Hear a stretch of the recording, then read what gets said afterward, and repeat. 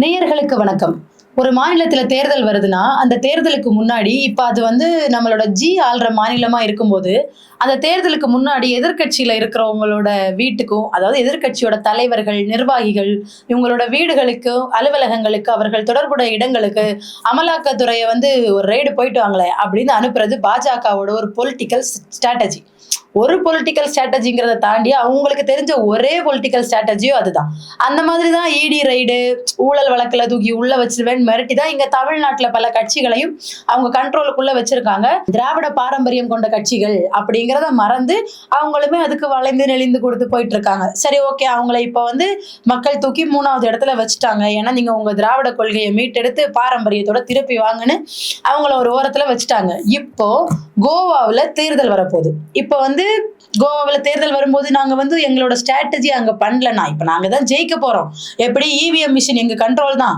ஆனாலுமே ஏதாவது பண்ணணும். இப்ப அந்த எதிர்க்கட்சியில இருந்து ஒருத்தர் இந்த சமயத்துல நம்ம கட்சிக்கு மாறி வந்தாருன்னா அது இன்னும், அதாவது கொஞ்சம் பேர் நம்மள கேள்வி கேட்டுட்டு இருப்பான்ல, அவனை யோசிக்க விடாம ஆக்கிடலாம் அப்படிங்கிற ஒரு இதுல இப்போ எதிர்க்கட்சியில இருக்க தீபக் சிங்லா அப்படிங்கிறவரோட வீடு, அலுவலகம், அவருக்கு தொடர்புடைய இடங்கள் இங்க எல்லாம் அமலாக்கத்துறையை ரைடுக்கு அனுப்பியிருக்காங்க நம்ம பாஜக.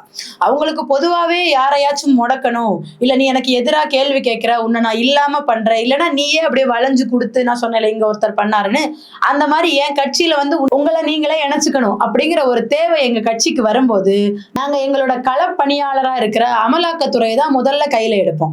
ஏன் நான் அமலாக்கத்துறையை பாஜகவோட களப்பணியாளர்னு சொல்றேன்னா, மத்த எல்லா நேரத்திலயும் தூங்கிட்டு இருக்க அமலாக்கத்துறை ஏதாவது தேர்தல் இல்ல பாஜகவை எதிர்த்து யாராவது பேசியிருக்காங்க அப்படிங்கிற நேரம் வரும்போது மட்டும் தன்னோட வேலை இதுதான் அப்படிங்கறத தெரிஞ்சு எழும்பி செயல்படுவாங்க.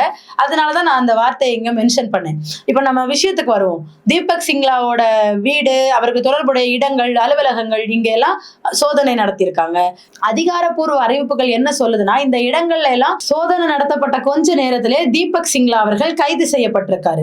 இந்த தீபக் சிங்லா யாருன்னு இப்ப நம்ம பார்க்கணும்னா, இவர் 2020 மற்றும் 25 இந்த ஆண்டுகள்ல டெல்லியின் விஸ்வாஸ் நகர்ல ஆம் ஆத்மி கட்சி சார்பா போட்டியிட்ட வேட்பாளர். இந்த அமலாக்கத்துறை சோதனை இருக்குல்ல, இது 2024ல இவர் மேல ஒரு விசாரணை இருந்திருக்கு. அந்த விசாரணையின் ஒரு பகுதியா இதே அமலாக்கத்துறை அவரோட வீடுலயும் அவருக்கு தொடர்புடைய இடங்கள்லயும் சோதனை நடத்தியிருக்காங்க.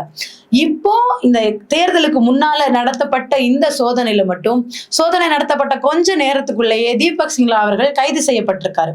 இத பத்தி கோவாவோட சட்டமன்ற எதிர்க்கட்சி தலைவரா இருக்கிற அதிஷி அவர்கள் தனது எக்ஸ் தள பக்கத்துல ஒரு பதிவை பதிவிட்டு இருக்காங்க. அது என்னன்னா, பாஜக தன்னை எதிர்க்கிறவங்களை அச்சுறுத்தவும் பயமுறுத்தவும், நம்ம ஒரு வார்த்தை சொன்னோம்ல களப்பணியாளர்கள் அப்படிங்கிற வார்த்தையை மென்ஷன் பண்ணியே அவரும் சொல்லியிருக்காரு. அவர் என்ன சொல்லியிருக்காருன்னா, கோவாவில் ஆம் ஆத்மி கட்சியின் செல்வாக்கு அதிகரித்து வருவதால் பாஜகவின் விசுவாசமான களப்பணியாளரான அமலாக்கத்துறை இங்கும் அனுப்பப்பட்டுள்ளது. இன்று அதிகாலை முதல் ஆம் ஆத்மி கட்சியின் கோவா இணை பொறுப்பாளர் தீபக் சிங்லாவின் வீடுகளிலும் அவருக்கு தொடர்புடைய இடங்களிலும் சோதனை நடத்தியிருக்காங்க. சில தொண்டர்களோட இடங்கள்லயுமே அமலாக்கத்துறை சோதனை நடத்தியிருக்காங்க அப்படின்னு அவர் கூறியிருக்காரு. இதோட சேர்த்து அவர் இன்னொரு விஷயத்தை சொல்லியிருக்காரு.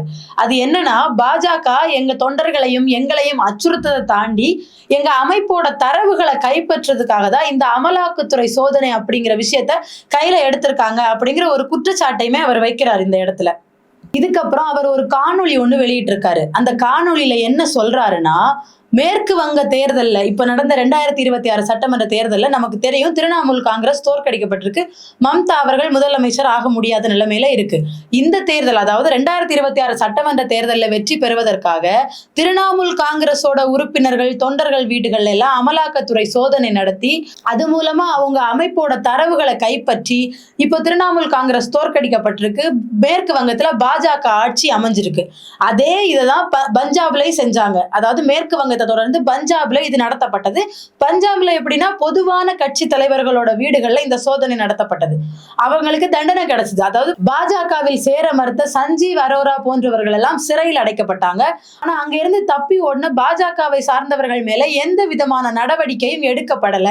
மறுபடியும் பஞ்சாபை தொடர்ந்து கோவாவிலையும் இந்த அமலாக்கத்துறை அப்படிங்கிற விஷயத்தை ஏவி விடுற வேலையை பாஜக தேர்தலுக்கு பயந்து ஆரம்பிச்சிருக்காங்க அப்படிங்கிற மாதிரி ஒரு குற்றச்சாட்டை அவர் வச்சிருக்காரு.